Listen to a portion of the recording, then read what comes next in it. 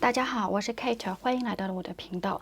万众瞩目的 OpenAI 的草莓模型终于来了，今天就可以开始使用。大家如果是ChatGPT Plus 会员的话，它现在都可以在左侧发现一个是 OE Mini 的一个模型，一个是 OE Preview 的模型。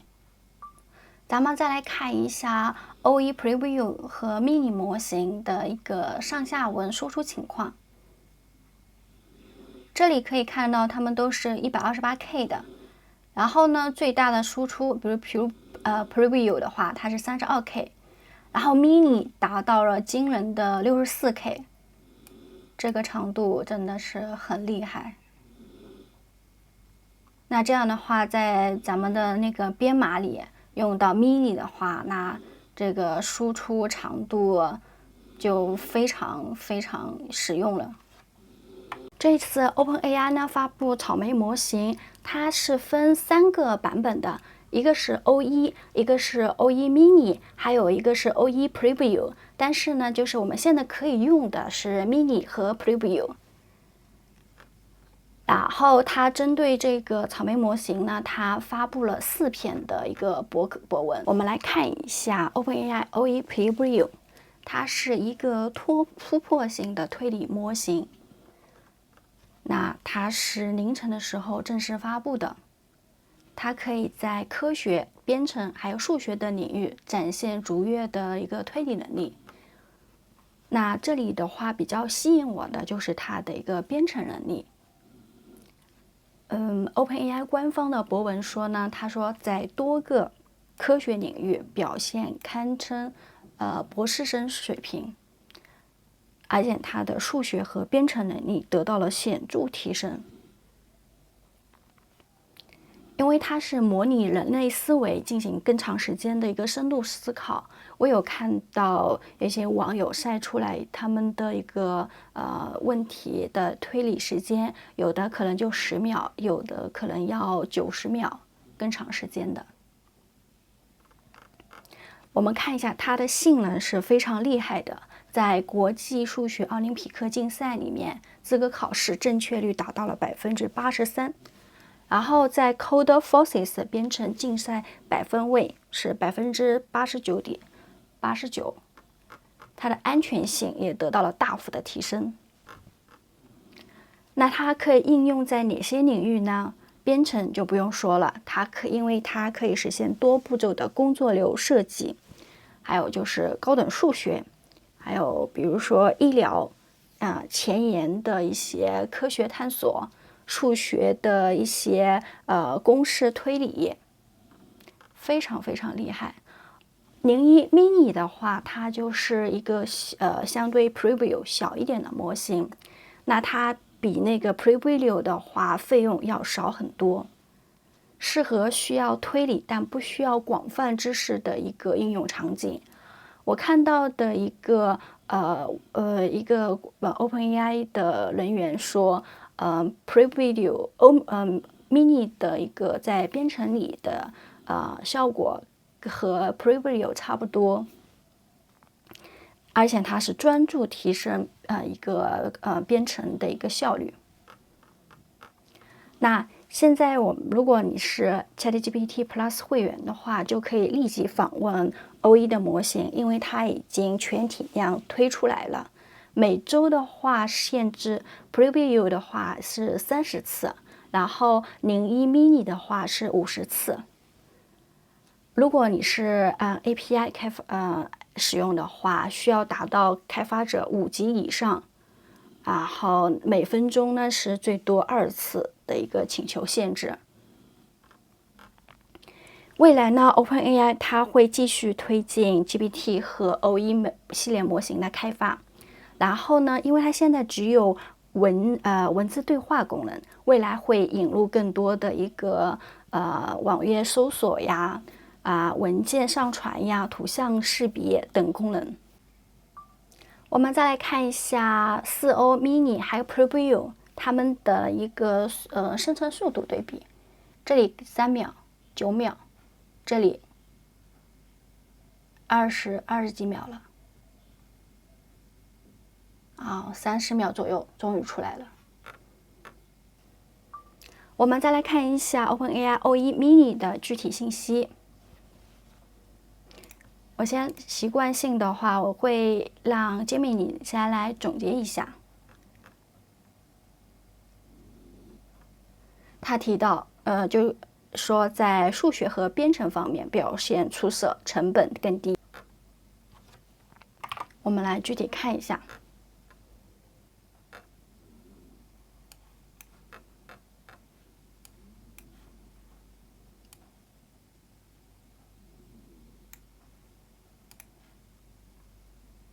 这里提到了高性能、高计算强化学习。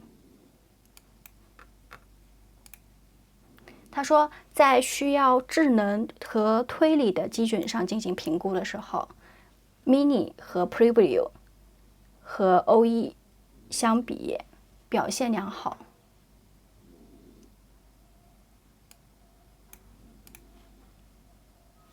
它在需要非 STEM 事实任务上的知识的任务上表现较差。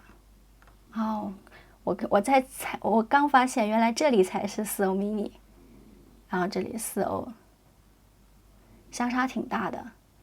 然后这个是它没有发布的 O1， 这是 Preview， 然后这个是 Mini O1 mini。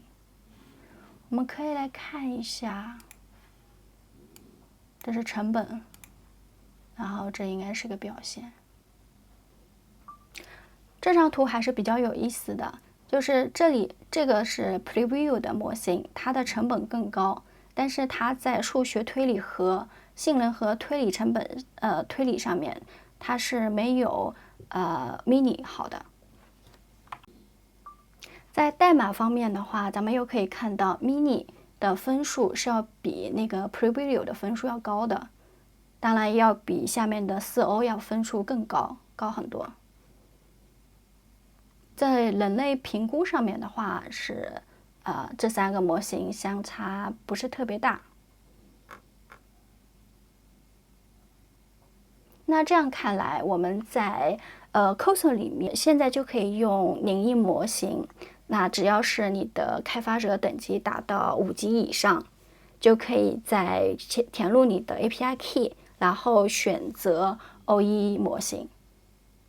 而且这里的话是看这数据来看的话，更推荐是用 O1 mini 的模型，因为它表现更好，然后呢它还更便宜。那在 MMLU 的这个基准上面呢，Mini 的表现是弱于 Preview 的，然后也是弱于 O1 的。可以看 O1 mini 和 O1这个模型相差还挺大的。然后这里的话也可以看到，这个数据也是相差特别大的。数学方面，数学500。O1 mini 的话，它在推理密集领域，它是要优于 GPT-4O 的。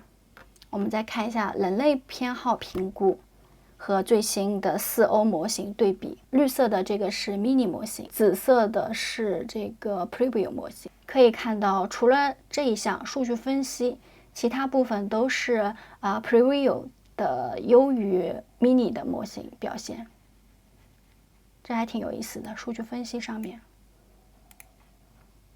如果说它的数据分析用的就是代码的功能的话，那就可以解释得通了，因为上面提到它的代码功能的话 ，mini 是要优于 Preview 的。我们再来看一下这篇文章，这篇文章呢主要就是讲 O1 模型它用了哪一些的工作原理。这里呢它就写了通过强化学习训练来执行复杂的推理。每次回答之前呢，它有一个很长的内部思维链。可以看到，就是时间越长，然后它执行的准确率是越高。OpenAI 在这篇文章里写了，他说，在绝大多数推理任务中 ，O1 的表现要明显优于 GPT-4O。可以看到，现在绿色的这个是4O，它的这个就比较矮。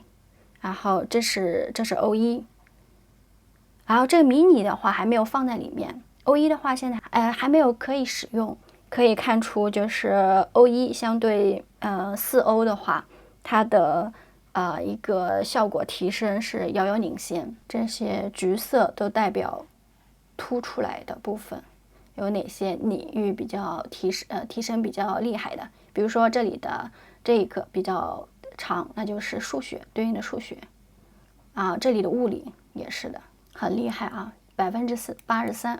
OpenAI 聘请了拥有博士学位的专家来回答这个一些很厉害的问题，发现 O1超越了那些人类专家的表现，也是第一个在该集群测试中做到这一点的模型。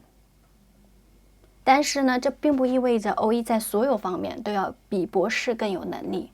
你看，这里还提到了启用视觉感知之后，它的得分很高。那现在推出来的 Mini 和 Preview 的话，它还没有视觉功能。这里呢，特别提到了一个能力，就是思维链。这里有不同的例子，我们来看一下编程。左边是4O，右边是 Preview。左边的话，比如说让它写一个脚本，然后4O 的话就直接去回答了。右边呢，这个 Preview 的话，中间就会出现有一个思维的一个过程，相当于内部有一个头脑风暴的团队，他会针对用户提出的问题先做一个思考，讨论出来结果之后呢，再给用户反馈。可以看出它中间的这个考虑的过程，这些 token 也是不少的。那最后现在下面才是最后的一个答案。那这里的话，也就是我特别关注的一个编码能力了，高于金牌门槛，4O 808，然后这个是01，这个不知道是什么模型，第一次看到这个。然后01的话，差不多是4O 的2倍了，2倍多一点点。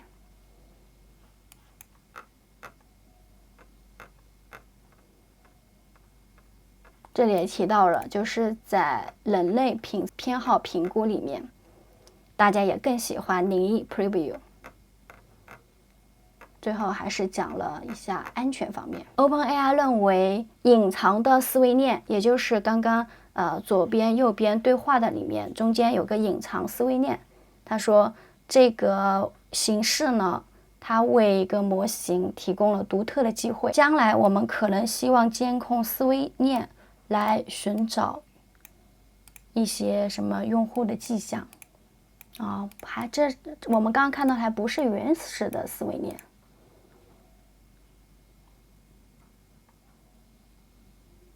它是展示了模型生成的思维链总结。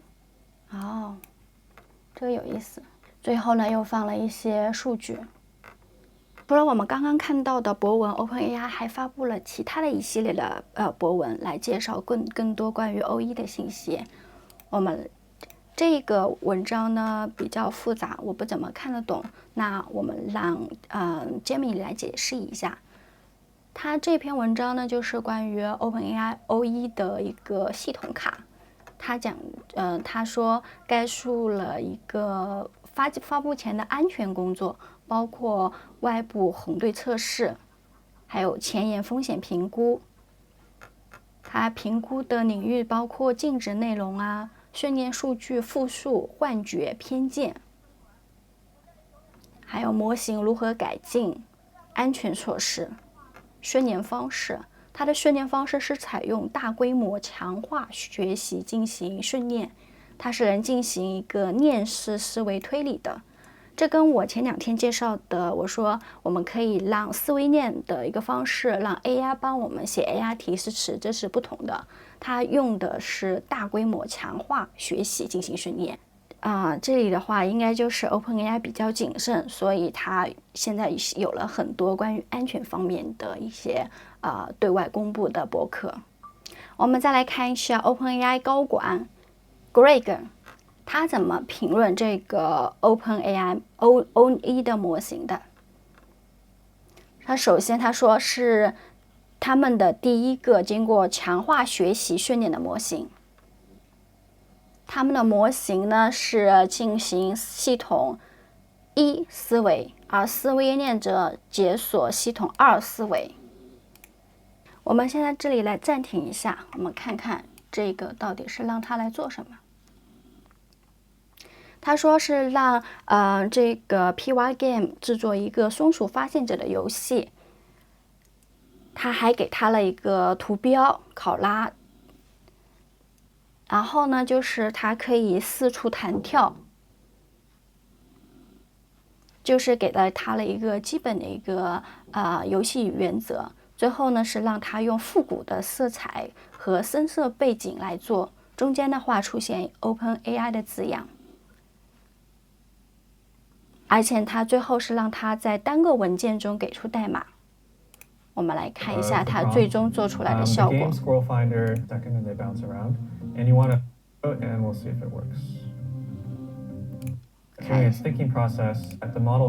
我们看一下，它这里是。And you can see that during its thinking process, it is gathering details on the game's layout, mapping out the instructions, setting up the screen, etc. And so here's the code that it gave, and I will paste it into a window. And oops, this time with instructions. So you see there's instructions, and let's try to play the game. Oh, the squirrel came very quickly. But, oops, this time I was hit by a strawberry. Let's try again. You can see that the strawberries are appearing. And let's see if I can win by finding the squirrel. 我们再来看另一个例子，是做一个贪吃蛇。然后我们来看一下这里的提示词给它的是什么，就是让 HTML、JS、CSS 实现贪吃蛇，可以通过4个按键来控制它的一个方向。那最后做成的效果是这样的。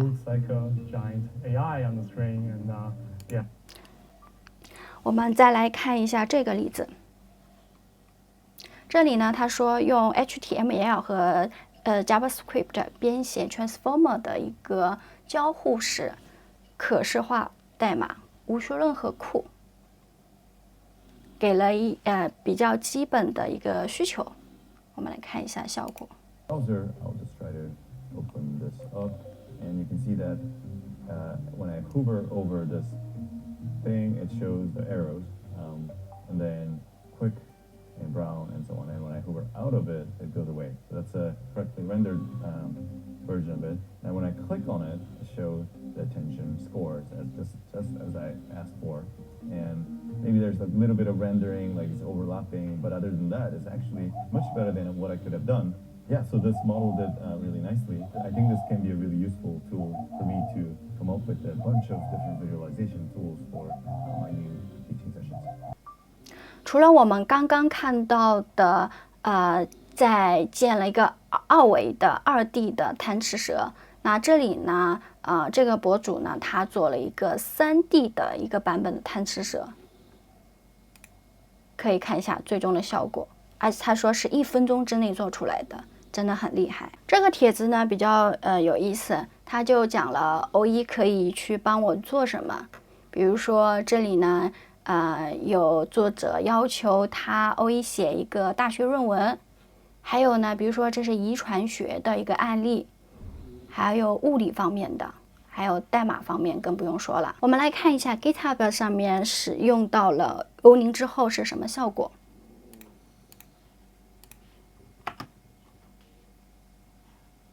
发现了一个 bug， 然后右侧点击 GitHub， 让它去改进。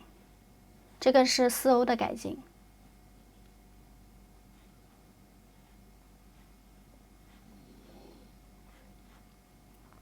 它没有改好，然后呢，现在是让O0来去处理。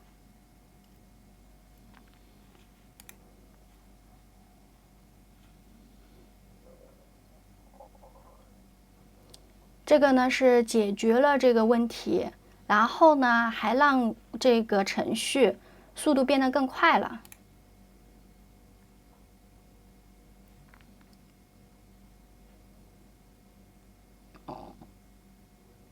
通过这样的一个对比呢，就是展示出欧宁的一个能力。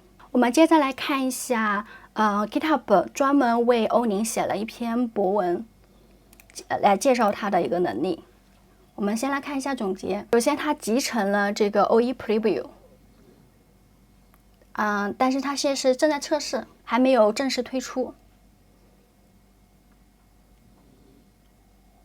它有个内置的 Optimize 聊天命令，应该就是我们刚刚看到的右侧的一个 GitHub 的一个图标，它可以修复性能问题。而且呢，我也注意到了这个OE 模型呢，它也在 GitHub Model 上发布，还没有就是申请 GitHub Models 的用户的话，可以立即申请一下。但是呢，它是需要注册一下 Azure AI 的，就是一方面呢，你先申请 GitHub Models， 然后另一方面的话，你也要申请 Azure AI。后续的话，你就应该可以免费使用到 OE Preview 的模型。你看这里 GitHub 呢，可能现在也是看 Cursor 火的厉害。他说我们也要尝试更多的一个场景Workspace 然后还有 IDE 去做一个改进。我们看看这篇文章里面有没有哪些更多的信息。他说上面这个视频呢，展示了如何优化 Copilot Chat 一个编码器的性能。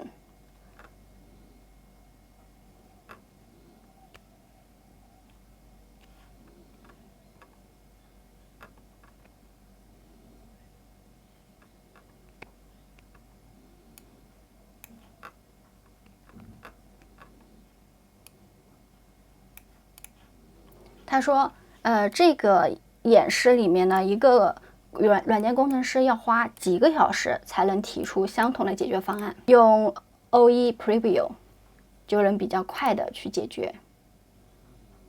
这个也是我们刚刚看到的那个视频。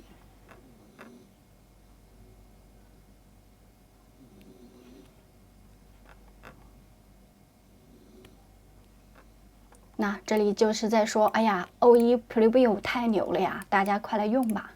哎，你看他这里就提到了，他说今天晚点时候就可以在 Market 找到 OE Preview 和 Mini 的模型，但是呢，它需要注册这个 Azure AI。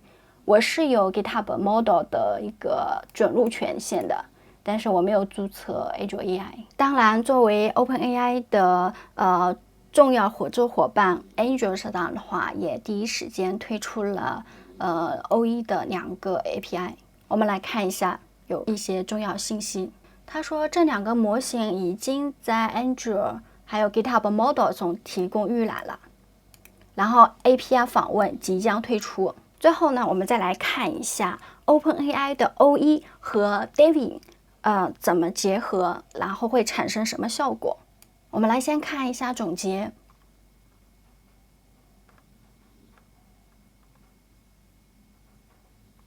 使用 OE Preview 的 Devin 更有可能找到问题的根本原因。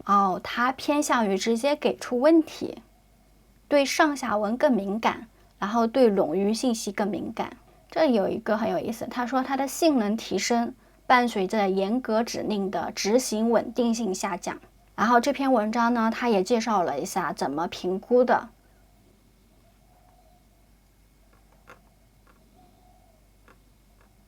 我们再来看，详细看一下这篇文章。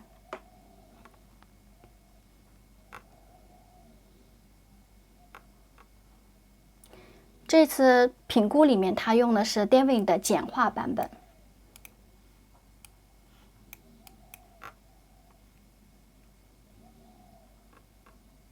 这是他们的总结。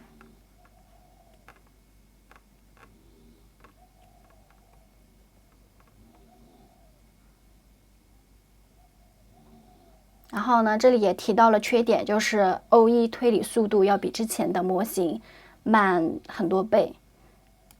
我看之前体验 Devin 的人就说 ，Devin 的话就是处理问题的速度还是比较慢的。那如果换上 OE Preview 的话，速度会更慢。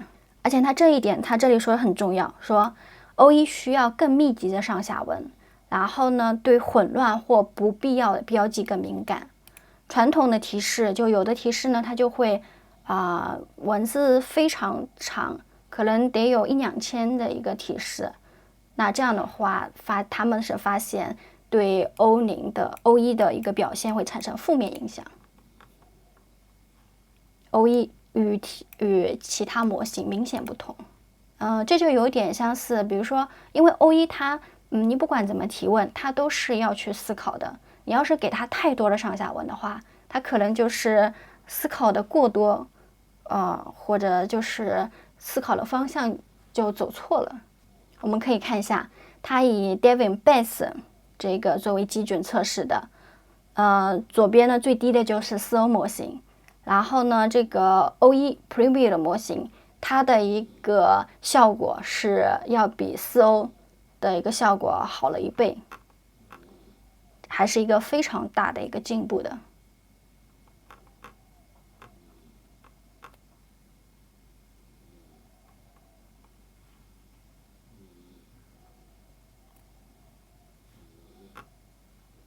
这里呢就是放了一个示例，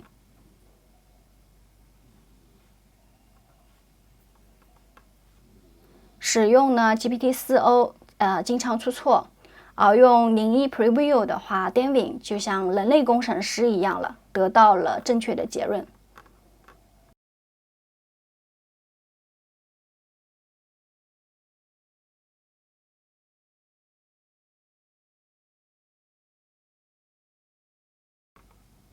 这下面呢就是讲 Devin 它是怎么去评估的。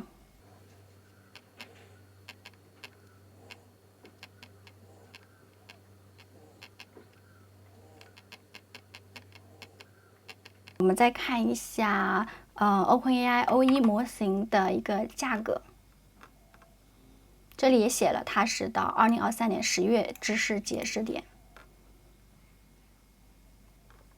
Preview 的话，输入的价格是$15，输出60。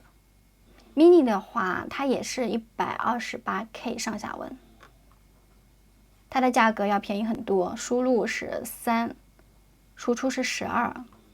我看到了文章里面呢，有的说，不能只看 Mini 或者是 Preview 在官网上列出的一个价格，还要考虑到它隐藏的思考过程的一个价格。所以说，如果说不考虑那个价格的话，那我觉得用 Mini 的话，它是在编程里面是非常非常划算的，因为它的解决能力 bug 的能力是要比 Preview 强，而且它的速度要比 Preview 要快很多。它的Mini 的话速度是比4O 慢1倍，但是要比 Preview 的话要快很多。而且的话，它相对价格的话比4O 没有高太多所以最重要的话就是它的评测效果是要比 Preview 好很多的，所以呢是非常推荐的。以上就是我今天的分享，欢迎大家关注我的频道。如果觉得我的频道还不错，欢迎加入我的知识星球，我们下次再见。